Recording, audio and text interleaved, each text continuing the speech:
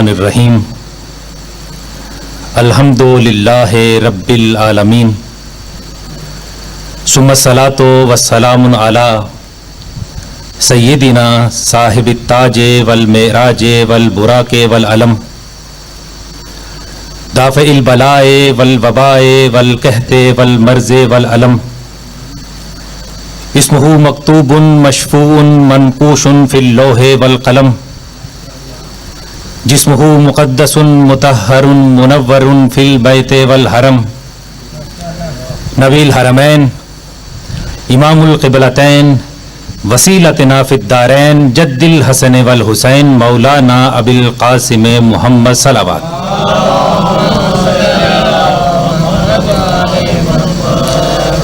وعلی عطرتہ الطیبین الطاہرین المعصومین المظلومین الذین اذهب اللہ عنکم الرجس وطہرہم تطہیرا صلوات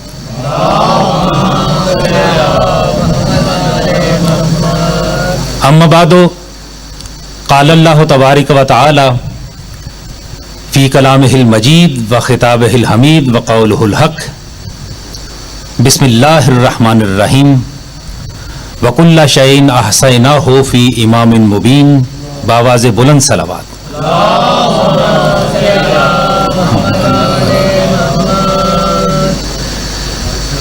کافی تعداد میں مومنین تشریف فرما ہیں. درود سے بہتر کوئی عبادت نہیں ہے. ایک مرتبہ دل جمی سے مل کر بآواز بلند صلوات پڑھیں.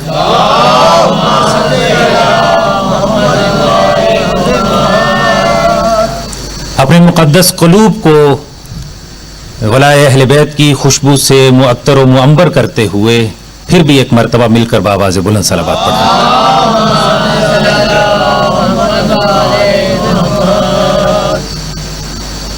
حضرات ذی وقار، محبان آل اطہار، شیعان حیدر قرار، ساکنان بزم معرفت، سرمستان میکدہ ولایت،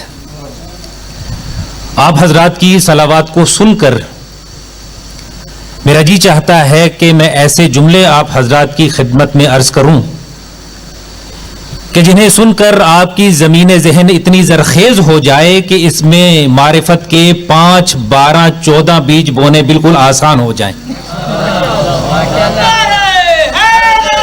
یا علی، بہت شکریہ.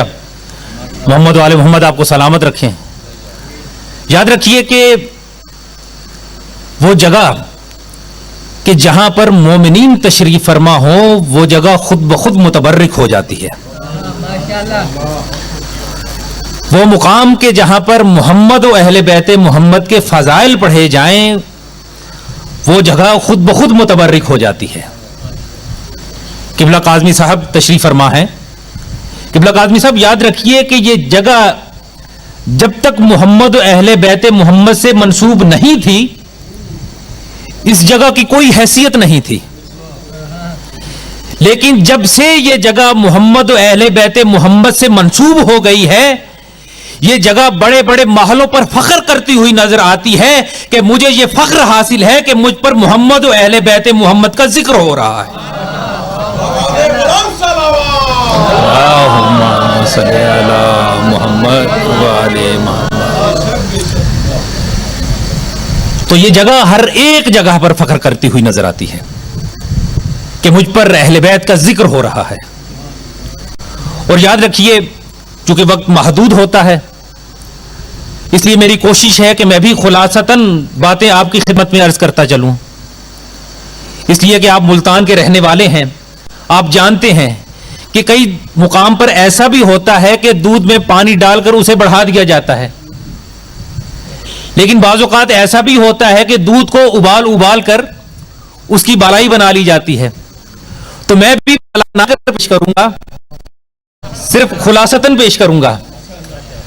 تو اللہ رب العزت سورہ یاسین کی 12 نمبر آیت، یعنی 12 اماموں کے ماننے والوں کے لیے سورہ یاسین کی 12 نمبر آیت، اس میں اللہ ارشاد فرما رہا ہے کہ وَكُلَّ شَيْءٍ أَحْصَيْنَاهُ فِي إِمَامٍ مُبِينٍ، کہ ہم نے ہر شے کا علم امام مبین میں قرار دے دیا ہے. توجہ فرما رہے ہیں؟ ایک قرآن ہے کہ جس کے بارے میں خود اللہ کہتا ہے کہ ولا رطب ولا یابس الا فی کتاب مبین، کہ قرآن مجید میں کوئی بھی خشک و تر ایسا نہیں ہے کہ جس کا ہم نے اس میں ذکر نہ کیا ہو. اور دوسری ذات علی ابن ابی طالب ہے کہ جن کے بارے میں اللہ کہہ رہا ہے کہ وَكُلَّ شَيْءٍ أَحْصَيْنَاهُ فِي إِمَامٍ مُبِينٍ، یا علی، کہ ہم نے ہر شے کا علم امام مبین میں قرار دے دیا ہے. تو میں نے کہا کہ وقت مختصر ہے، اس لیے بات سے بات نہیں بڑھاؤں گا، صرف مختصر انداز میں پیش کروں گا کہ رسول اللہ منبر پر تشریف فرما تھے. بلکہ اس سے پہلے ایک جملہ کہوں کہ رسول اللہ کی رسالت کے 23 جو سال ہیں، اس 23 سالوں کے اندر پیغمبر نے جتنے بھی خطبے دیے، بہت سی آیتیں پیغمبر پر ایسی نازل ہوئیں، اور بہت سی آیتوں کی پیغمبر نے جب تفسیر بیان کی، پیغمبر اس وقت تک منبر پر سے نہیں اترے جب تک کہ پیغمبر نے علی کی فضیلت کو بیان نہیں کیا. یا علی سلامت رہیے. کہ کوئی بھی آیت ایسی نہیں ہے کہ جو پیغمبر نے منبر پر سے ارشاد فرمائی ہو اور کاظمی صاحب آپ کی جد کی فضیلت نہ بیان کی ہو. اب پیغمبر منبر پر تشریف فرما تھے کہ جبرائیل نازل ہوئے اور کہا کہ یا رسول اللہ، اللہ نے آپ پر آیت نازل فرمائی ہے. کیا؟ وَكُلَّ شَيْءٍ أَحْصَيْنَاهُ فِي إِمَامٍ مُبِينٍ، کہ ہم نے ہر شے کا علم امام مبین میں قرار دے دیا ہے.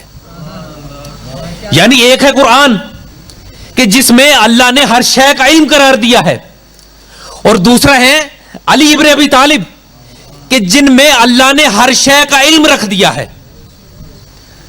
جب رسول اللہ نے ارشاد فرمایا کہ ابھی ابھی اللہ نے مجھ پر آیت نازل کی ہے، منظر دیکھیے گا کہ رسول اللہ منبر پر تشریف فرما ہے اور اصحاب رسول اللہ کے سامنے بیٹھے ہیں. کیا مجمع ہوگا کہ جس میں رسول خطیب کی حیثیت سے علی کا ذکر کر رہے ہیں اور اصحاب یا علی اور اصحاب رسول اللہ کے سامنے علی کے فضائل سن رہے ہیں. اور رسول اللہ نے ارشاد فرمایا کہ ابھی ابھی جبرائیل نازل ہوا ہے اور یہ ارشاد فرما رہا ہے کہ اللہ نے مجھ پر آیت نازل فرمائی ہے. کیا؟ کہ وَكُلَّ شَيْءٍ أَحْصَيْنَاهُ فِي إِمَامٍ مُبِينٍ. حوالہ لیتے چلی جائیے، بہار الانوار کی 35ویں جلد، اس کے اندر اس آیت کی تفسیر موجود ہے کہ جیسے ہی جبرائیل نازل ہوئے اور انہوں نے کہا کہ وَكُلَّ شَيْءٍ أَحْصَيْنَاهُ فِي إِمَامٍ مُبِينٍ، کہ ہم نے ہر شے کا علم امام مبین میں قرار دے دیا ہے، کہ اتنے میں ایک شخص اٹھ کر کھڑا ہو گیا، کہنے لگا کہ یا رسول اللہ، یہ جو آپ نے ارشاد فرمایا ہے کہ وَكُلَّ شَيْءٍ أَحْصَيْنَاهُ فِي إِمَامٍ مُبِينٍ، کہ ہم نے ہر شے کا علم امام مبین میں قرار دے دیا ہے، لیکن یا رسول اللہ یہ امام مبین سے مراد کیا ہے؟ توجہ کیجئے گا، یہ امام مبین سے مراد کیا ہے؟ اب چونکہ رسول اللہ عالم الغیب تھے، وہ جانتے تھے کہ میری بات تو کائنات تک پہنچے گی، لیکن میں چاہتا ہوں کہ اس کی بات بھی کائنات تک پہنچ جائے. اب پیغمبر نے فرمایا کہ تو بتا تیرے نزدیک امام مبین سے مراد کیا ہے؟ اب جب پیغمبر نے سوال کیا تو اس نے کہا کہ یا رسول اللہ، میرا یہ خیال ہے کہ امام مبین سے مراد تورات ہے. اب پیغمبر نے جیسے ہی سنا، پیغمبر نے فرمایا بیٹھ جاؤ. اتنے میں ایک لمبے قد والا شخص کھڑا ہو گیا، اس نے بھی یہی سوال کیا کہ یا رسول اللہ، کیا امام مبین سے مراد انجیل ہے؟ پیغمبر نے فرمایا نہیں، اور بیٹھ جاؤ.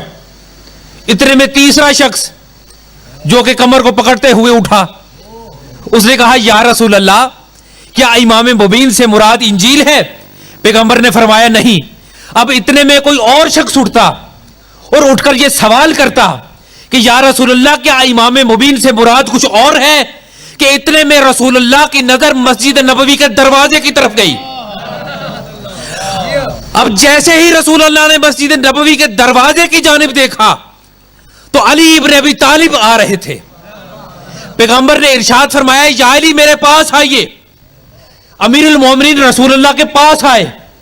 रसूल अल्लाह ने गदीर की याद को ताजा करते हुए एक मर्तबा अली के हाथ को बुलंद किया और इरशाद फरमाया कि अय्युहन्नास, ओ लोगों, इमाम मुबीन से मुराद ना तो तौरात है, ना इंजील है, ना जबूर है, हाजा इमामुल मुबीन, अली इब्न अबी तालिब का नाम इमाम मुबीन है।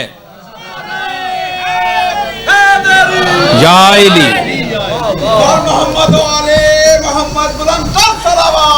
अल्लाहुम्मा सल्ली अला मुहम्मदिन व आले मुहम्मदिन व आले मुहम्मद। इमाम मुबीन से मुराद अली इब्न अबी तालिब है। और याद रखिए कि जब भी अमीरुल मोमिनीन का नाम आए तो इस अंदाज से नाम लें ताकि आपको खत्म कुरान का सवाब मिल सके। इसलिए कि आमतौर पर जाकिर हजरात भी इस बात को पढ़ते हैं, मौलाना हजरात भी पढ़ते हैं, तो कुछ लोग इस बात में शक करना शुरू कर देते हैं कि पता नहीं कुरान का सवाब मिलता है कि नहीं। यह वाकई हकीकत पर मबनी बात है कि जो इमाम मुबीन का मिस्दाक हो उस अली का जिक्र करना कुरान का सवाब लेने के मुतरादिफ होता है। अब इसी तरह रसूलुल्लाह मिंबर पर तशरीफ फरमा थे। मैंने कहा ना कि 23 साल में पैगंबर जब तक मिंबर पर बैठते थे बहुत सी आयतें ऐसी थी जो अली इब्न अबी तालिब की शान में नाजिल होती थी। अब पैगंबर फिर मिंबर पर थे तो फिर जिब्राइल नाजिल हो गए और कहा कि अल्लाह ने फिर आप पर आयत नाजिल की है। आप कहेंगे क्या? कहा कि आयत यह नाजिल की है कि हम अगर कोई शख्स एक अमल अच्छा करेगा हम उसे उसका 10 गुना सवाब अता करेंगे। तवज्जो फरमा रहे हैं आप हजरत? अगर कोई एक नेकी करेगा तो हम उसे 10 गुना सवाब अता करेंगे। अब अजीजान गिरामी याद रखिए कि जैसे ही ये पैगंबर ने बात कही कि एक अमल कोई अगर नेकी का अंजाम देगा तो हम उसे 10 गुना सवाब अता करेंगे, तो फिर एक शख्स उठकर खड़ा हो गया। कहा कि जो अल्लाह इरशाद फरमाता है कि वमन जा बिल हसनते फलहु अशरु अमसालहा, कि जो एक नेकी लेकर आएगा हम उसे 10 गुना सवाब अता करेंगे। या रसूलुल्लाह, ये जो हसना इस आयत में है कि मन जा बिल हसनते, कि जो एक नेकी लेकर आएगा, एक हसना लेकर आएगा, हम उसे 10 गुना सवाब अता करेंगे। या रसूलुल्लाह, इस हसना से मुराद क्या है? तवज्जो फरमा रहे हैं हम हज़रात? इस हसना से मुराद क्या है? आप इसी तरह से अगर थक थक कर सोने को तो लुत्फ नहीं आएगा।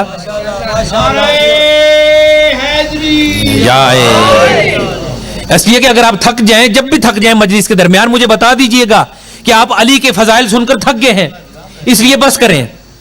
कहने तो नहीं लगे आप हजरात? तो मेरे मौला का नाम ऐसा नाम है कि जिसका जिक्र कुरान में अल्लाह करता है कि वमन जा बिल हसनते फलहु अशरु अमसालहा, कि जो एक नेकी अंजाम देगा हम उसे 10 गुना सवाब अता करेंगे। और याद रखिए कि मैं ये बात कतअन न करता अगर अहले सुन्नत के आलिम दीन मोहम्मद साले तिरमिज़ी कशफी अपनी किताब मनाकिब मुर्तज़वी के अंदर इस वाक़े को न लिखते कि जैसे ही रसूल अल्लाह पर यह आयत नाजिल हुई कि वमन जा बिल हसनते फलहु अशरु अमसालहा, कि जो एक नेकी लेकर आएगा हम उसे 10 गुना सवाब अता करेंगे। कि इतने में एक सहाबी उठकर फिर खड़ा हो गया, कहने लगा या रसूल अल्लाह, इस हसना से मुराद क्या है? रसूल अल्लाह ने मजमे की जानिब देखा और जैसे ही ये नजर अली पर आकर पड़ी तो इशारा करके इरशाद फरमाया हुब्बु अलीउन हसना।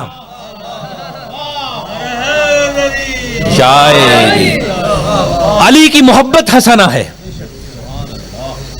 अली की या सल्ली अला मुहम्मदिन व आले मुहम्मद। अली की मोहब्बत हसना है। अली की मोहब्बत का नाम नेकी है।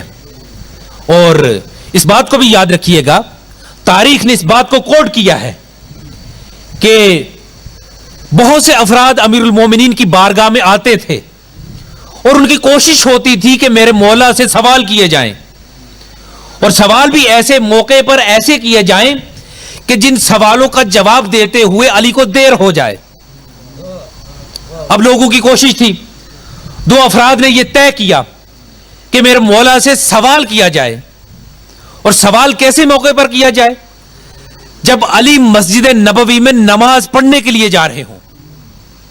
علی کا ایک قدم مسجد نبوی میں ہو, دوسرا قدم باہر ہو, ہم علی سے سوال کریں اور علی کو سوال کا جواب دیتے ہوئے دیر ہو جائے اور علی کی نماز قضا ہو جائے. لیکن وہ جاہل جانتے نہیں تھے کہ نماز نمازی کی قضا ہوتی ہے, نماز کی نہیں ہوتی. اس لیے کہ علی مجسمہ پیکر نماز ہے. اب دو افراد نے یہ کوشش کی کہ میرے مولا سے سوال کیا جائے. اب انہوں نے بیٹھ کر یہ سوچا کہ سوال اتنا طولانی بنایا جائے کہ جس سوال کا جواب دیتے ہوئے علی کو دیر ہو جائے اور علی کی نماز قضا ہو جائے. چنانچہ جیسے ہی میرے مولا نے ایک قدم مسجد نبوی کی دہلیز میں رکھا اور دوسرا قدم دہلیز مسجد سے باہر تھا, تو انہوں نے قلم دوات کاغذ لا کر میرے مولا کے سامنے کر دیا. جہاں پر ایک جملہ کہوں, وہ افراد کہ جنہوں نے پوری زندگی قلم دوات نہ دیا, آج جب خود مشکل میں مبتلا ہو گئے تو لا کر دینے لگے. کہا یا علی لیجئے قلم دوات اور ہمارے سوال کا جواب دے دیجئے. فرمایا بتاؤ کیا سوال ہے؟ کہا یا علی سوال بڑا طولانی ہے, ہمیں ڈر ہے کہ آپ کی نماز قضا نہ ہو جائے. اور یاد رکھیے کہ تاریخ اس بات کی گواہ ہے کہ جب بھی میرے مولا سے سوال کیا جاتا تھا, سوال جتنا بھی پیچیدہ ہوا کرتا تھا, علی اتنی ہی جلدی اس کا جواب دیا کرتا تھا. جانتے ہیں کاظمی صاحب کیوں؟ اس کی وجہ یہ ہے کہ کریم باپ کا کریم بیٹا تھا, سوالی کو زیادہ دیر کھڑا رکھنا پسند نہیں کرتا تھا. تو دو لوگوں نے سوال کیا کہ یا علی بتائیے کہ حسنہ کون کون سے ہیں اور سیئہ کون کون سے ہیں. یا علی بتائیے کہ نیکی کون کون سی ہے اور برائیاں کون کون سی ہیں. توجہ فرمانا نا, حسنہ سے مراد کیا ہے؟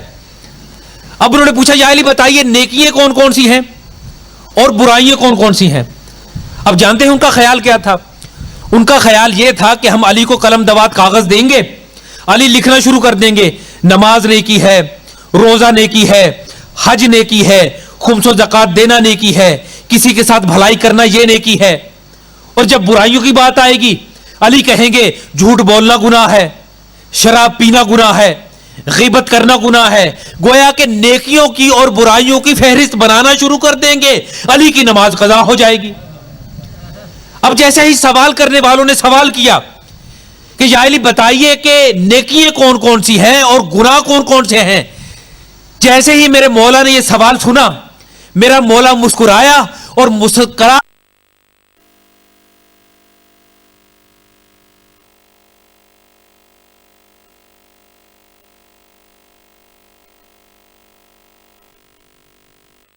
بھی فہرست کہاں ہے جو علی تمہیں بنا کر دے دے.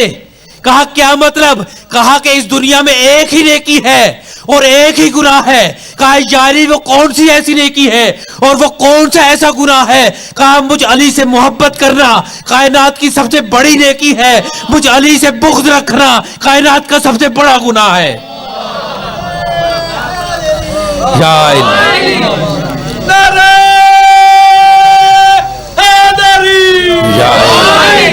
مجھ علی سے محبت کرنا کائنات کی سب سے بڑی نیکی ہے اور مجھ علی سے بغض رکھنا کائنات کا سب سے بڑا گناہ ہے. اب جو روایت پیش کرنا چاہتا ہوں, یہ روایت ایسی روایت ہے کہ جسے صرف آپ کے مذہب اور آپ کے ائمہ کے مذہب کے ماننے والوں نے صرف قبول نہیں کیا, بلکہ جتنے بھی مکاتب فکر ہیں ان سب نے اس روایت کو قبول کیا کہ حب علی حسنہ, کہ علی کی محبت نیکی ہے. لا یضر معہا سیئہ, علی کی محبت ایسی نیکی ہے کہ اس کے ساتھ کوئی بھی گناہ نقصان نہیں دیتا. اللہ اکبر, اتنی بڑی حدیث ہے. پھر یہ پوری حدیث نہیں ہے, پوری حدیث سنیے کہ حب علی حسنہ لا یضر معہا سیئہ, علی کی محبت ایسی نیکی ہے کہ اس کے ساتھ کوئی بھی گناہ نقصان نہیں دیتا. پھر کیا فرمایا؟ بغض علی سیئہ، علی کی دشمنی ایسا گناہ ہے لا ينفع ما حسنا، جس کے ساتھ کوئی بھی نیکی ثواب نہیں دیتی. یعنی علی کی محبت ایسی نیکی ہے کہ اس کے ساتھ کوئی گناہ نقصان نہیں دیتا، اور علی کا بغض ایسا گناہ ہے کہ اب کرتے رہیے جتنی عبادتیں، اس کا کوئی فائدہ نہیں ہے. علی کے بغض کے ساتھ پڑھتے رہیے نمازیں، رکھتے رہیے روزے، دیتے رہیے خمس و زکات. اگر علی کی محبت نہیں ہے تو نماز منہ پر مار دی جائے گی، روزہ منہ پر مار دیا جائے گا، حج منہ پر مار دیا جائے گا. کیوں؟ اس لیے کہ علی کی محبت ایمان کا معیار اور اس کے ایمان کی قبولیت کی ضمانت ہے.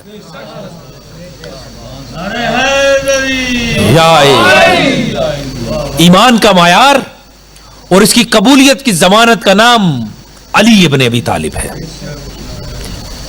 اور یاد رکھیے کہ میں نے آپ کی خدمت میں عرض کیا کہ 23 سالوں میں پیغمبر نے جتنے بھی خطبے دیے، جتنی بھی آیتیں پیغمبر پر نازل ہوئیں، جتنی بھی آیتوں کی پیغمبر نے تفسیر کو بیان کیا، جب تک علی کی فضیلت کو بیان نہیں کیا پیغمبر ممبر پر سے نہیں اترے. کیوں نہیں اترے؟ ہمیشہ جب پیغمبر ممبر پر بیٹھتے تھے تو علی علی علی علی کرتے تھے. اگر آیت نازل ہو رہی ہے تب بھی علی علی کر رہے ہیں، اگر سورت نازل ہو رہی ہے تب بھی علی علی کر رہے ہیں، اگر رکوع نازل ہو رہا ہے تب بھی علی علی کر رہے ہیں، اگر جبرائیل نازل ہوتا ہے وہ بھی علی علی کر رہا ہے، اگر سلسائل نازل ہوتا ہے وہ بھی علی علی کرتا ہے، اگر دردائل نازل ہوتا ہے وہ بھی علی علی کرتا ہے، اگر میکائیل نازل ہوتا ہے وہ بھی علی علی کرتا ہے، اگر اسرافیل نازل ہوتا ہے وہ بھی علی علی کرتا ہے، آسمان سے ستارہ نازل ہوتا ہے وہ بھی علی علی کرتا ہے. میں کہوں گا کہ آسمان سے ستارہ تو نازل ہوتا تھا، وہ تو علی علی کرتا تھا، یہ مدینے کے ستاروں کو کیا ہوا؟ وہ کیوں علی علی نہیں کرتے تھے؟ یا علی یا علی یا علی علی ولی اللہ. تو ہر موقع پہ پیغمبر نے علی علی کیا، اس لیے آپ بھی اس طرح سے علی علی کیا کریں تاکہ جتنی بھی مشکلات ہوں وہ ٹل جائیں. تو عزیزان گرامی، پیغمبر نے 23 سال تک، میں نے کہا کہ جتنی بھی آیتیں پیغمبر پر نازل ہوتی ہیں، جب تک علی کا ذکر نہیں کرتے پیغمبر ممبر نہیں چھوڑتے. اب ہم خود ہی سوال کرتے ہیں بارگاہ نبوت میں کہ یا رسول اللہ، آپ جب بھی ممبر پر سے اترتے ہیں بہت سی آیتیں ایسی آپ پر نازل ہوتی ہیں کہ جب تک آپ علی کا ذکر نہیں کرتے آپ ممبر پر سے اترتے ہی نہیں. آخر اس کی وجہ کیا ہے؟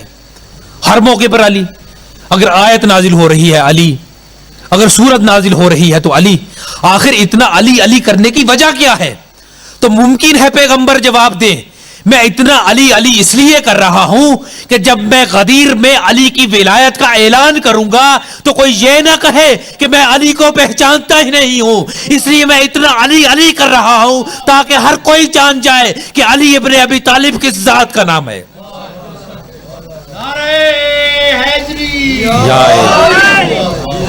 اس لیے علی کا ذکر کرنا ضروری ہے. جس طرح قبلہ نے کہا کہ علی کا ذکر کرنا عبادت ہے. اور یاد رکھیے کہ پیغمبر نے کیوں اتنا علی کا ذکر کیا. میں عموماً اگر روایتی مجلس پڑھنا شروع کر دوں تو اس میں ڈھیروں نعرے لگیں، لیکن وہ افکار پیش کرنا چاہتا ہوں جو شاید آپ کی نظر میں کچھ افراد سے مخفی ہوں. تو پیغمبر ہر جگہ پر علی علی کرتے ہیں.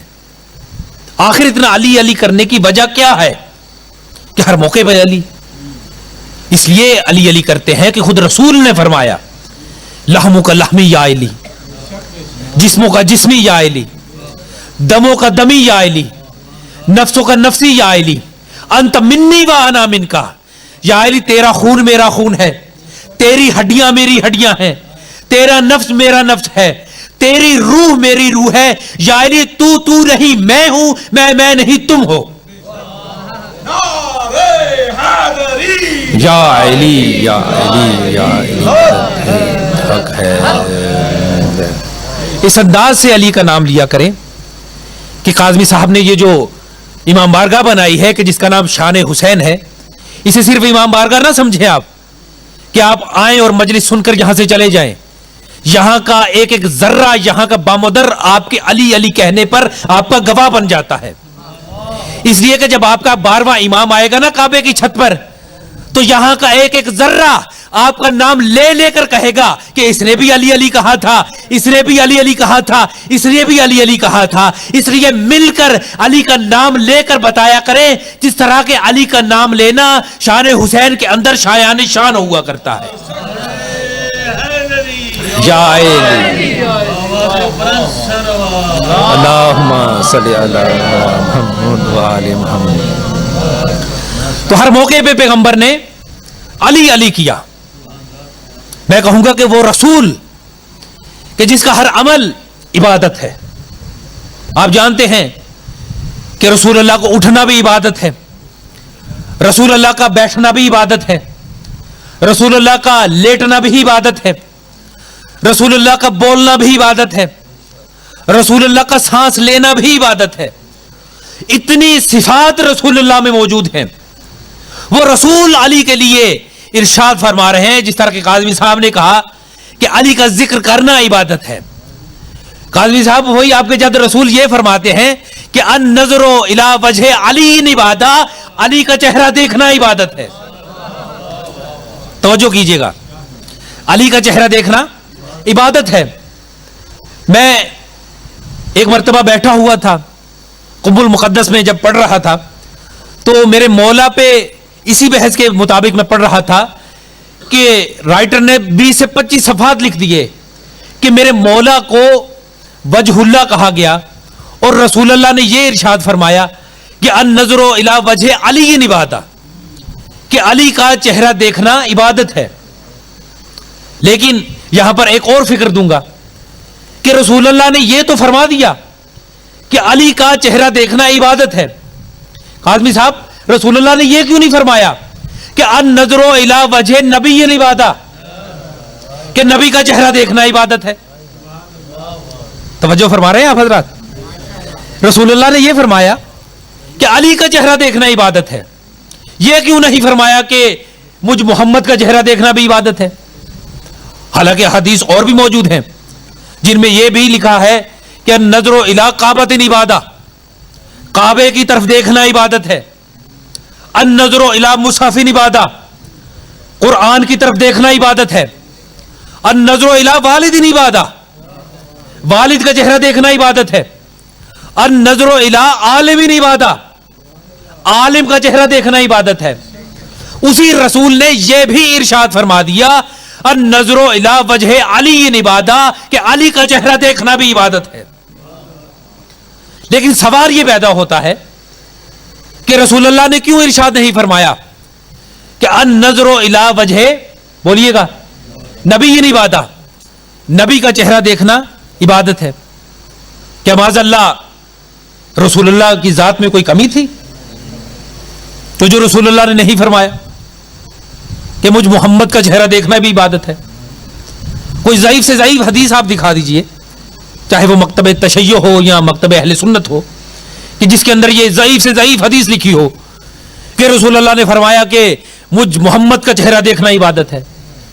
لیکن اگر عام انسانوں سے پوچھا جائے گا تو وہ جواب نہیں دے پائیں گے. ہر مشکل کا حل حلال مشکلات محمد و اہل بیت محمد سے ملے گا. اہل بیت نے ارشاد فرمایا کہ قرآن ارشاد فرماتا ہے والشمس وضحاها والقمر اذا تلاها. معصومین ارشاد فرماتے ہیں کہ المراد من الشمس محمد الرسول اللہ والمراد من القمر علی ولی اللہ، کہ قرآن مجید میں سورج سے مراد رسول اللہ ہیں اور چاند سے مراد علی ولی اللہ ہیں. آپ جانتے ہیں کہ جب سورج نصف النہار پہ ہوتا ہے، اس لیے کہ زوال تو آمنہ کے لال کو آیا نہیں، غروب تو آمنہ کے لال پہ آیا نہیں، ہمیشہ آمنہ کا لال نصف النہار پر رہا. اور آپ جانتے ہیں کہ جب سورج نصف النہار پہ ہوتا ہے تو کسی شے کا سایہ نہیں ہوتا، اس لیے جب آفتاب رسالت بھی اپنے نصف النہار پر تھا ان کا بھی سایہ نہیں تھا. اور آپ جانتے ہیں کہ جب سورج نصف النہار پر ہو اور اگر کوئی چاہے کہ سورج کو دیکھے تو آپ میں سے کوئی ہے جو سورج کی آنکھوں میں آنکھیں ڈال کر اسے دیکھ پائے؟ کوئی بھی نہیں ہے. اگر کوئی دیکھنا چاہے گا تو اس کی آنکھیں چندیا جائیں گی, وہ سورج کو نہیں دیکھ پائے گا. تو رسول اللہ ہے کیا بولیے گا؟ سورج. علی ہے چاند. اور آپ جانتے ہیں کہ سورج کو کوئی نہیں دیکھ سکتا, لیکن چاند کی چاندنی اتنی میٹھی ہوتی ہے کہ ہر کوئی اسے دیکھنا چاہتا ہے. توجہ کیجئے گا, کچھ حضرات پہنچ گئے ہیں, جو نہیں پہنچے انہیں پہنچانا چاہتا ہوں کہ رسول اللہ ہے سورج, امیر المومنین ہے چاند. رسول اللہ جانتے تھے کہ مجھ محمد کی تپش کو اور میرے جوبن کو کوئی برداشت نہیں کر سکتا, کسی میں اتنی سخت نہیں ہے کہ مجھے دیکھ سکے, لیکن چاند کی چاندنی اتنی میٹھی ہوتی ہے کہ ہر کوئی اسے دیکھنا چاہتا ہے. گویا رسول اللہ نے بتا دیا کہ تم علی کو دیکھ کر عبادت کرنا, علی مجھ محمد کو دیکھ کر عبادت کریں گے. اللہم صلی علی محمد وعلی محمد. اس لیے رسول اللہ نے فرمایا کہ النظر الی وجہ علی عبادہ, کہ علی کا چہرہ دیکھنا بولیے گا عبادت ہے. اور یاد رکھیے کہ رسول اللہ نے جہاں یہ ارشاد فرمایا کہ انت منی وانا منکا, یا علی تو نہیں میں ہوں, میں نہیں تم ہو. یعنی محمد محمد نہیں علی ہے, علی نہیں محمد ہے, محمد علی ہے, علی محمد ہے. گویا کہ محمد ہی علی ہے, علی ہی محمد ہے. یعنی یا علی تم نہیں میں ہوں, میں نہیں تم ہو, تم نہیں تم میں ہو, میں نہیں تم ہو. یعنی گویا کہ یہ دونوں ایک ہیں. آپ کہیں کہ یہ کب سے ایک ہیں؟ یاد رکھیے یہ تب سے ایک ہے جب لفظ کب نہیں تھا. اور اللہ نے انہیں کیسے خلق کیا؟ اللہ نے انہیں اس وقت خلق کیا جب کائنات میں کچھ بھی موجود نہ تھا. اس وقت اللہ نے خلق کیا. اور کیسے خلق کیا؟ اللہ نے انہیں اپنے نور سے خلق کیا, اپنے نور کو خلق کیا, اس کے بعد روح کو خلق کیا, پھر روح اور نور کو آپس میں ملا دیا. اور یہ نور جو اللہ نے خلق کیا یہ اول مخلوق رسول اللہ کا نور تھا. اور اللہ نے ارشاد فرمایا کہ اے محمد تو حسین ہے, میں نے تیرے نور کو سب سے حسین بنا دیا. اور اے میرے محمد تجھے میں نے اتنا حسین بنایا کہ تیرے جیسا کوئی بھی حسین نہیں ہے. تو میری قدرت کا شاہکار ہے, مجھے تجھ سے عشق ہو گیا ہے, اسی لیے میں نے تیرا نام محمد رکھا ہے. گویا کہ میں محب ہوں, تو میرا محبوب ہے. اب آپ جانتے ہیں کہ جب محبوب اور محب آمنے سامنے ہوتے ہیں تو محب کا دل چاہتا ہے کہ میں اپنے محبوب پر فریفتہ ہو جاؤں, جو کچھ میرے پاس ہے میں سب کچھ اسے عطا کر دوں. اب محب اللہ جیسا, محبوب محمد جیسا, تو اللہ نے کہا میرا حبیب میں نے تجھے اپنا سب کچھ عطا کر دیا, میں نے تجھے زمین بھی عطا کر دی, میں نے تجھے آسمان بھی عطا کر دیا, میں نے تجھے لوح بھی عطا کر دیا, میں نے تجھے قلم بھی عطا کر دیا, میں نے تجھے عرش بھی عطا کر دیا. اور میرا حبیب یہ تو کچھ بھی نہیں ہے, میں رازق ہوں, میں نے تجھے صفت رزاق عطا کر دی. میں خالق ہوں, میں نے تجھے صفت خلاقیت عطا کر دی. میں رحمان ہوں, میں نے تجھے صفت رحمانیت عطا کر دی. میں رحیم ہوں, میں نے تجھے صفت رحمانیت عطا کر دی. گویا کہ میں قریب ہوں, میں نے تجھے کریم بنا دیا. میں عزیز ہوں, میں نے تجھے عزیز بنا دیا. میں جبار ہوں, میں نے تجھے جبار بنا دیا. میں قہار ہوں, میں نے تجھے قہار بنا دیا. میں غفور ہوں, میں نے تجھے غفور بنا دیا. میں شکور ہوں, میں نے تجھے شکور بنا دیا. میں قدوس ہوں, میں نے تجھے قدوس بنا دیا. میں سلام ہوں, میں نے تجھے سلام عطا کر دیا. میں لا شریک ہوں, میں نے تجھے لا شریک بنا دیا.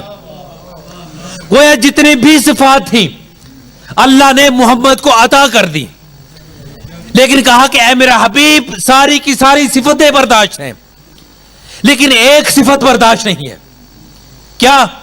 میرا حبیب میں بھی لا شریک, تو بھی لا شریک, पता कैसे चलेगा कि खालिक तू है या खालिक मैं हूं? तवज्जो कीजिएगा। पता कैसे चलेगा कि तू भी जब ला शरीक रहेगा, मैं भी ला शरीक रहूंगा। दुनिया तुझ पर भी खुदा होने का शुबहा करेगी, मुझ पर भी खुदा होने का शुबहा करेगी। पता कैसे चलेगा कि खालिक तू है या मैं हूं? यह सोचकर खुदा ने नूर मोहम्मदी को दो हिस्सों में तकसीम कर दिया। आधे को मोहम्मद बना दिया, अल्लाहुम्मा सल्ली अला, आधे को मोहम्मद बना दिया, आधे को अली बना दिया। अब अली को विलायत देकर नूरे अली को अल्लाह ने अपने पास महफूज कर लिया और नूरे रिसालत को रिसालत देकर खिलकत में भेज दिया। अब आप जानते हैं नूर तो एक था, नूर का आधा हिस्सा वहां था, नूर का आधा हिस्सा जमीन पर था। तो अब नूर का आधा हिस्सा जमीन पर आकर मचलता रहता था, बेताब होता रहता था कि कब नूर का दूसरा आधा हिस्सा आकर मुझसे मिलेगा और हम अली और मोहम्मद मुकम्मल हो जाएंगे। तवज्जो फरमा रहे ना, या अली अंत मिन्नी व अना मिनका, या अली तू मुझसे है मैं तुझसे हूं, या अली तू नहीं मैं हूं, मैं नहीं तुम हो। अब आधा हिस्सा जब रिसालत का आ गया नूर का, तो यह नूर तड़पता रहता था और हर वक्त अपने नूर के दूसरे हिस्से से मिलने के लिए बेताब रहता था। अब जब अल्लाह ने देखा कि मेरा हबीब बेताब है, इसकी बेताबी को दूर करूं, तो अल्लाह ने कहा कि ऐ मेरा हबीब जा, तेरा रजब आने वाला है, हम तेरी बेताबी को दूर करने वाले हैं। अब बस जरा इंतजार कर। क्या इंतजार कर? जरा फसलों को लहक जाने दे, परिंदों को चहक जाने दे, जरा माहौल को महक जाने दे। एक मर्तबा जब तेरा रजब आया, अल्लाह ने इस नूर के दूसरे हिस्से को अपने घर में नाजिल कर दिया, गोया के ला मकान ने अपने मकाम में नाजिल कर दिया और कहा कि ऐ मेरा हबीब जा और जाकर अपने नूर के दूसरे हिस्से को ले आ। अब जैसे ही तारीख ये बताती है, रसूलुल्लाह नूर के दूसरे हिस्से को लेकर खाना काबा से बाहर आए तो वहां पर अरबों के काहिनी भी मौजूद थे, जादूगर भी मौजूद थे। जैसे ही उन्होंने रिसालत और इमामत को जमा होते हुए देखा तो कहने लगे कि आज तक हमने इस नूर को आसमान पर देखा था, लेकिन आज इस नूर को पहली मर्तबा जमीन पर देख रहे हैं।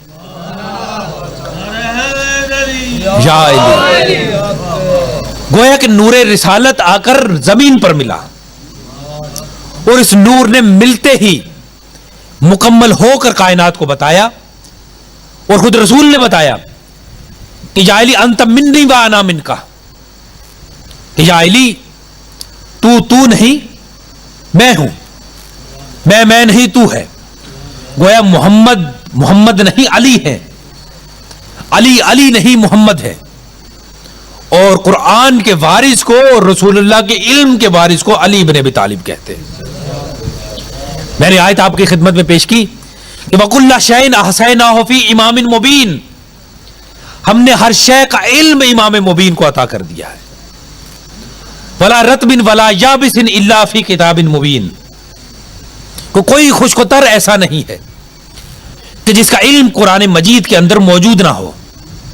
मैंने कहा कि बहुत से अफराद की कोशिश होती थी कि मेरे मौला से सवाल किया जाए, और सवाल भी ऐसे मौके पर किए जाए कि जब अली किसी काम में मसरूफ हों, किसी इबादत में मसरूफ हों, और लोग चाहते थे कि अली की इबादत में खलल पैदा हो जाए। चुनाचे जब मेरा मौला मिंबर पर बैठकर यह दावा करता था ना कि सलूनी कबलन अन तफकिदूनी, इसलिए कि इमाम मुबीन हैं, हर शय का इल्म अली के पास है, इसीलिए तो मिंबर पर से कहा मेरे मौला ने कि जो भी पूछना चाहो मुझे अली से पूछो, मैं अली तुम्हें जमीन के रास्तों से बेहतर आसमान के रास्ते बताऊंगा।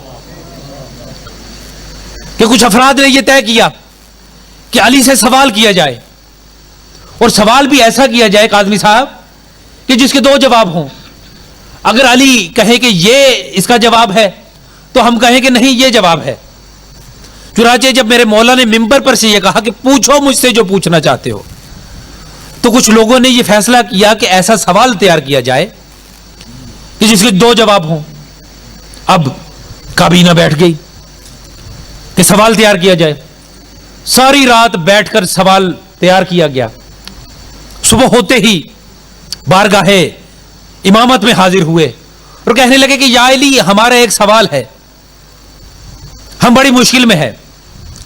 कहा फिर मुश्किल कुशा भी है, पूछो क्या पूछना चाहते हो। कहा या अली, मुश्किल यह है कि बकरी ने एक बच्चा दिया है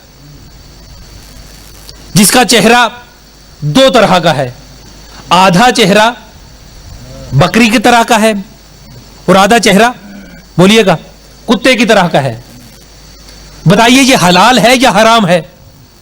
तवज्जो फरमाइए आपने सवाल पर कि बकरी ने एक बच्चा दिया है जिसका आधा चेहरा, बोलिएगा, बकरी की तरह का है, आधा चेहरा कुत्ते की तरह का है। या अली बताइए कि ये हलाल है या हराम है? अब अली कहते कि हलाल है तो कहते कैसे, अगर कहते हराम है पूछते फिर भी कैसे। मौला ने फरमाया कि जाओ और उसके सामने जाकर घास रख दो। अगर तो घास खाकर बकरी की तरह जगाली करे तो हलाल है, अगर जगाली ना करे तो हराम है। कहने लगे या अली, बड़ा मूडी जानवर है, बाज दफा जगाली करता है, बाज दफा नहीं करता। कहा कि अच्छा फिर जाओ एक और काम करो। कहा क्या? कहा उसके सामने पानी रख दो। अगर पानी पीने के बाद वो अगर चूस कर पानी पिए बकरी की तरह तो हलाल है, अगर कुत्ते की तरह जुबान से चाट कर पिए तो बोलिएगा हराम है। कहने लगे या अली, बता तो चुके हैं, बड़ा मूडी है, बाज दफा, बोलिएगा, चूस कर पीता है, बाज दफा चाट कर पीता है। कहा फिर क्या करें? कहा कि उसके बैठने का अंदाज देखो, अगर तो अगली टांगे पहले जमीन पर रखे तो बकरी की तरह हलाल है, अगर पिछली टांगों पर कुत्ते की तरह बैठे तो हराम है। कहने लगे या अली, बता चुके हैं, बड़ा मूडी है, कभी अगली टांगों पर पहले बैठता है किबला और कभी पिछली टांगों पर बैठता है। कहा फिर क्या करें? कहा कि उसके बोलने के अंदाज को देखो कि अगर तो बकरी की तरह बोले तो हलाल है, अगर कुत्ते की तरह भौंके तो हराम है। काजी साहब फिर वही सवाल। कहा या अली, बड़ा मूडी है, कभी बकरी की तरह बोलता है और कभी कुत्ते की तरह भौंकता है। कहा क्या करें? कहा उसे जाकर रेवड़ में छोड़ दो, अगर आगे की तरफ दौड़े बकरी की तरह तो हलाल है, अगर दरमियान में रह जाए तो भी हलाल है, अगर कुत्ते की तरह पीछे रह जाए तो हराम है। कहने लगे या अली, बड़ा मूडी है, कभी आगे भाग जाता है, कभी दरमियान में रह जाता है, कभी पीछे रह जाता है। फरमाया जाओ और जाकर एक काम करो, उसे जाकर ज़िबा कर दो, अगर अंतड़ियां निकले तो हराम है, अगर ओजरी निकले तो हलाल है।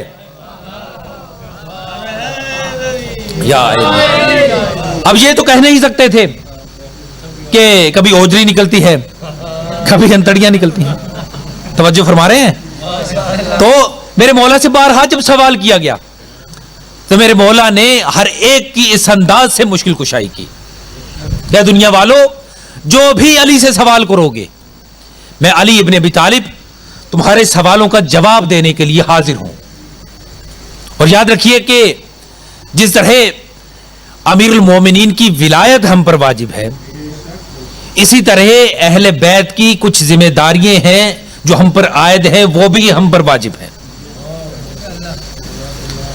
जहां पर अहले बैत ने यह फरमाया कि हमारी विलायत तुम पर वाजिब है, वहीं पर उस विलायत का मायार भी बताया। हमारे छठे इमाम इरशाद फरमाते हैं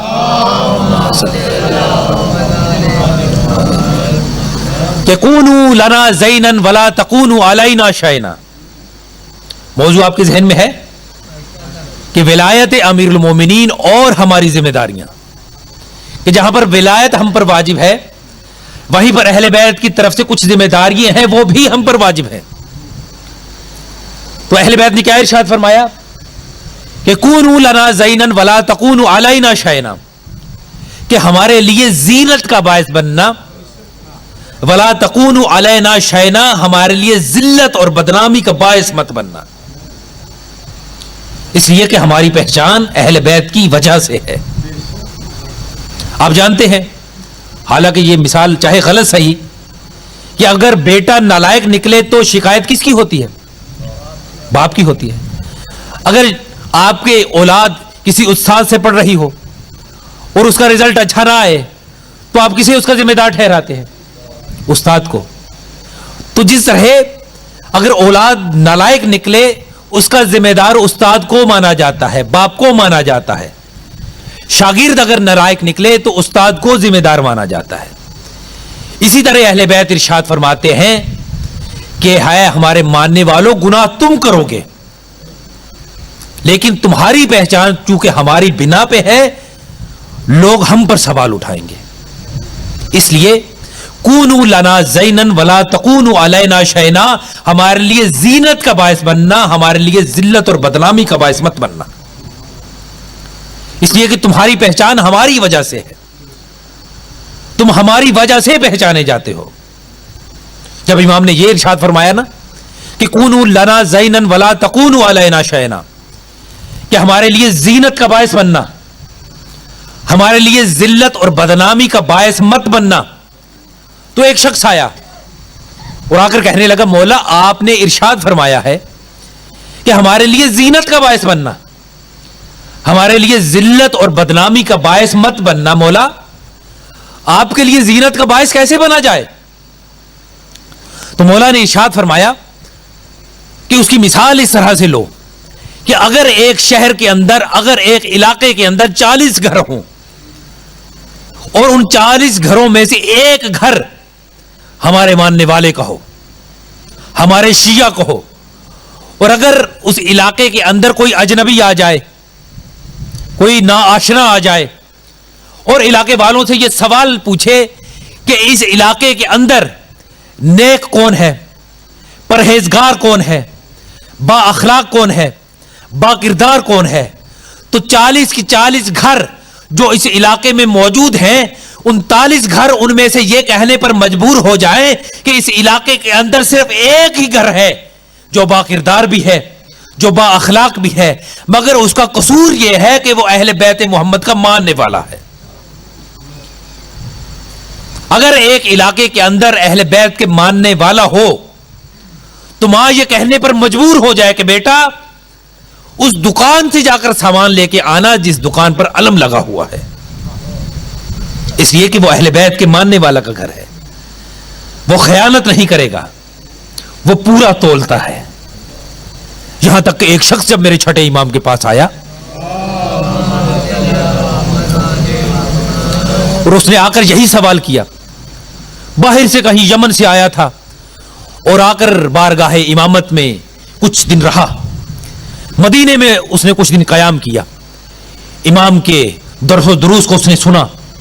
जब कुछ दिन उसने इमाम के दर्स को सुना ना, इमाम की अहादीस को उसने याद किया, इमाम के फरामीन को उसने याद किया।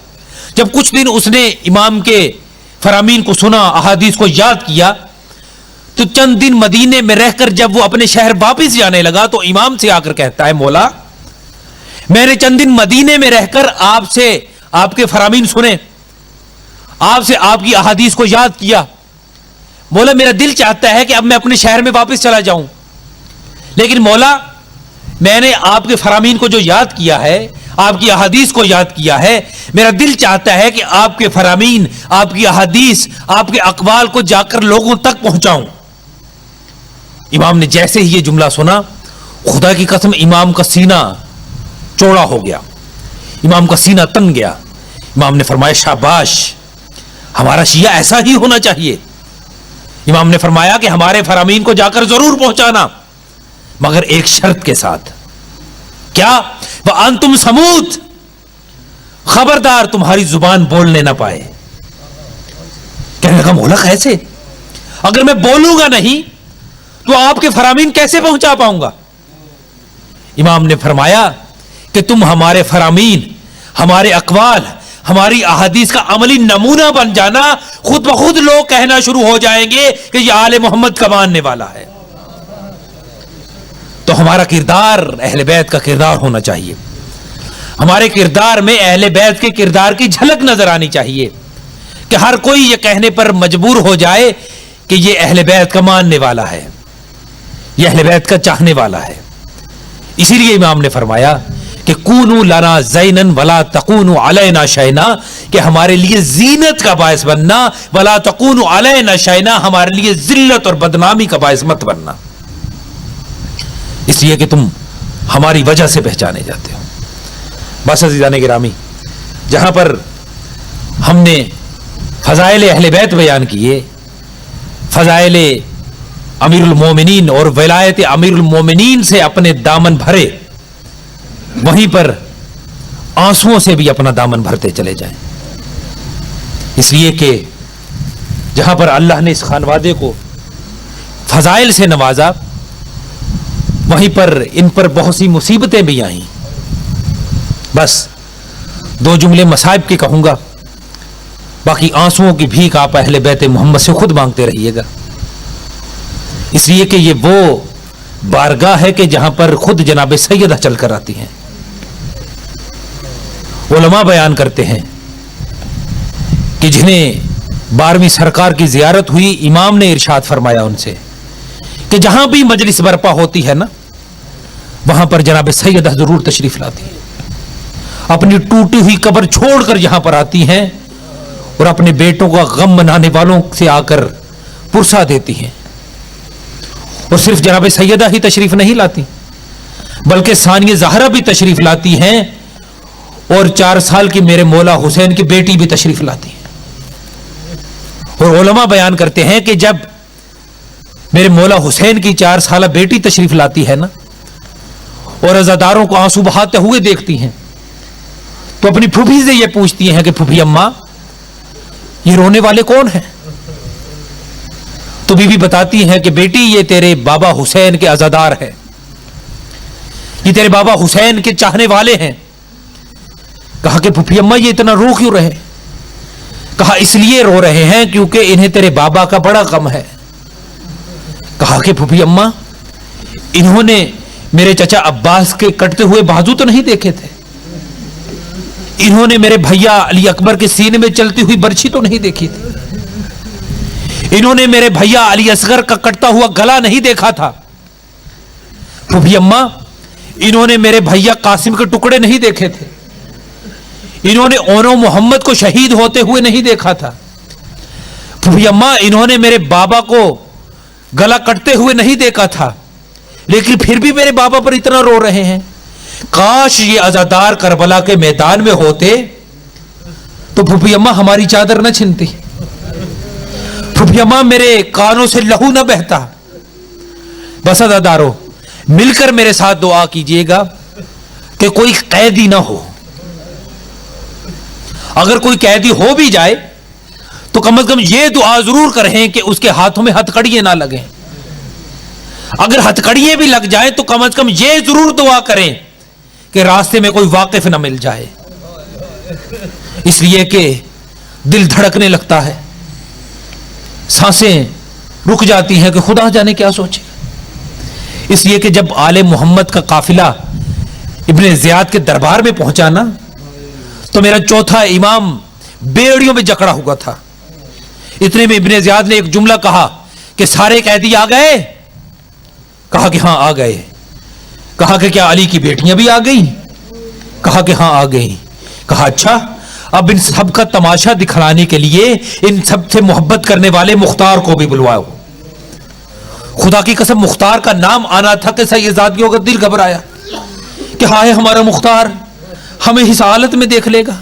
خدا کی قسم جیسے ہی جناب مختار کا نام آنا تھا نا، ایک مرتبہ علی کی بیٹی جناب فضہ کے پیچھے آ کر چھپ گئی، اور بی بی ام کلثوم ان کے پیچھے آ کر چھپ گئی، اور جو 4 سال کی حسین کی بیٹی تھی نا، انہوں نے اپنے چہرے پر ہاتھ رکھ لیے کہ ہائے ہمارا چچا مختار ہمیں اس حالت میں دیکھ لے گا۔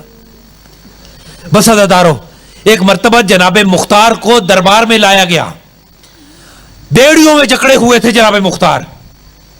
جیسے ہی بیڑیوں میں جکڑ کر انہیں لایا گیا اور ابن زیاد کے سامنے لا کر کھڑا کیا گیا، تو ایک مرتبہ کسی نے ابن زیاد کے سامنے جناب مختار کو ایک جملہ کہا کہ اے مختار امیر کو سلام کر۔ جناب مختار نے کہا بکواس نہ کر، یہ میرا امیر نہیں ہے۔ کہا کہ ہم جانتے ہیں تیرا امیر کون ہے۔ کہا اس نجس دربار میں میرے مولا کا نام نہ لینا۔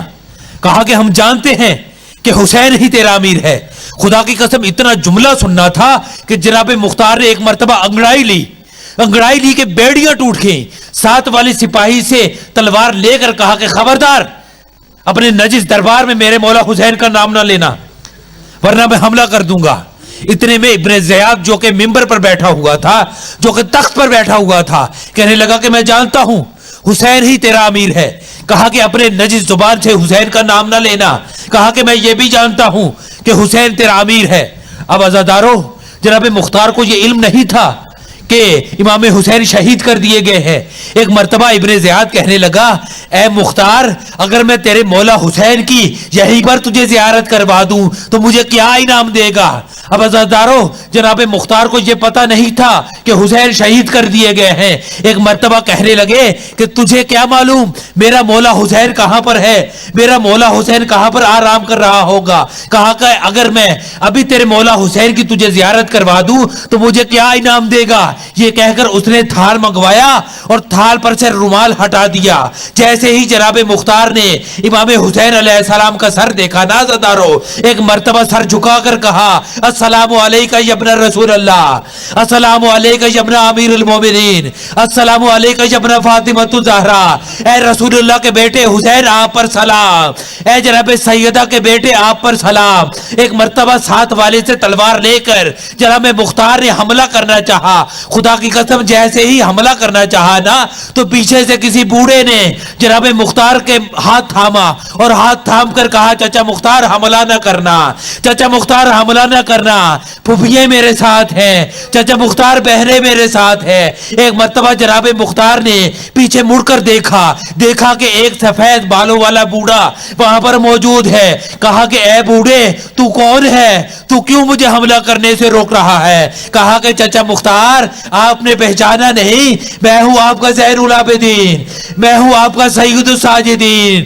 ایک مرتبہ جناب مختار نے تلوار کو ہاتھ سے پھینکا اور ہاتھ جوڑ کر زمین پر گھٹنے جوڑ کر بیٹھ گئے اور کہا اے زین العابدین 22 سال کی عمر میں آپ کے بال بھی سفید ہو گئے. آئینہ فضل العباس, عباس کہاں چلے گئے, علی اکبر کہاں چلے گئے, اور محمد کہاں چلے گئے, قاسم کہاں چلے گئے. الا لعنت اللہ علی القوم الظالمین وسیعلم الذین ظلموا ای منقلب ینقلبون. بس عزادارو, میری دعا ہے کہ خداوند عالم آپ کی صداداری کو قبول و منظور فرمائے. بانیان مجلس کی اور یہاں کی امام بارگاہ کے متولیوں کی خداوند عالم جتنی بھی توفیقات ہیں ان میں اضافہ فرمائے. جتنے بھی عزادار یہاں پر بیٹھے ہوئے ہیں خداوند عالم سب کی حاجات کو قبول فرمائے. تمام عزاداران سید الشہداء کے مال و جان اور عزت و آبرو کی خداوند عالم حفاظت فرمائے. جو افراد عزادار ہونے کے جرم میں شہید کر دیے گئے ہیں خداوند عالم انہیں محمد و اہل بیت محمد کے ساتھ محشور فرمائے. اور یاد رکھیے کہ جب بھی دعا کی جائے کوشش کیا کریں کہ آمین کہا کریں, اس لیے اگر کسی کے آمین کہنے سے کسی بے گھر کو گھر مل جائے تو میں سمجھتا ہوں آمین کہنے کا حق بنتا ہے. اگر کسی بیمار کو شفا مل جائے تو آمین کہنے کا حق بنتا ہے. اگر کسی قیدی کو آمین کہنے سے قید سے نجات مل جائے تو آمین کہنے کا حق بنتا ہے. تو میرے ساتھ مل کر دعا کریں کہ جتنے بھی بے گھر ہیں خداوند عالم محمد و اہل بیت محمد کے صدقے میں انہیں گھر نصیب فرمائے. جتنے بھی بے اولاد ہیں انہیں محمد و اہل بیت محمد کے صدقے میں اللہ اولاد نصیب فرمائے. جتنے پریشان حال ہیں ان کی پریشانیوں کو دور فرمائے. جتنے بھی قیدی ہیں محمد و اہل بیت محمد کے محبت میں قید کر دیے گئے ہیں خداوند عالم انہیں اسیران کربلا کے صدقے میں قید سے رہائی نصیب فرمائے. اور خصوصاً قبلہ قاظمی صاحب تشریف فرما ہے, ان کی زوجہ علیل ہیں, ان کو خداوند عالم صحت کاملہ و عاجلہ عطا فرمائے. اس امام بارگاہ کو خداوند عالم اپنی مقرب اور اپنی منزہ اور اپنی مقبول امام بارگاہوں میں شمار فرمائے. اس امام بارگاہ میں خداوند عالم اتنی ترقی نصیب فرمائے کہ خداوند عالم کے ہاں جو فرشتے ہیں وہ عرش پر بیٹھ کر یہاں کی مجلسوں کو سنیں. بس محمد و اہل بیت محمد کے صدقے میں آپ کی دنیاوی اور اخروی حاجات کو محمد و اہل بیت محمد قبول و منظور فرمائیں. بس ساری حاجاتوں کی ایک ہی حاجات, سب دعاؤں کی ایک ہی دعا کہ جس میں ساری دعائیں پوشیدہ ہیں کہ بار الہ ہمارے حقیقی امام، ہمارے حقیقی وارث، ہمارے حقیقی شہنشاہ، ہمارے حقیقی مولا امام زمانہ کا جلد از جلد ظہور فرما، اپنی جملہ حاجات کی قبولیت کے لیے ایک مرتبہ مل کر بآواز بلند صلوات پڑھیں۔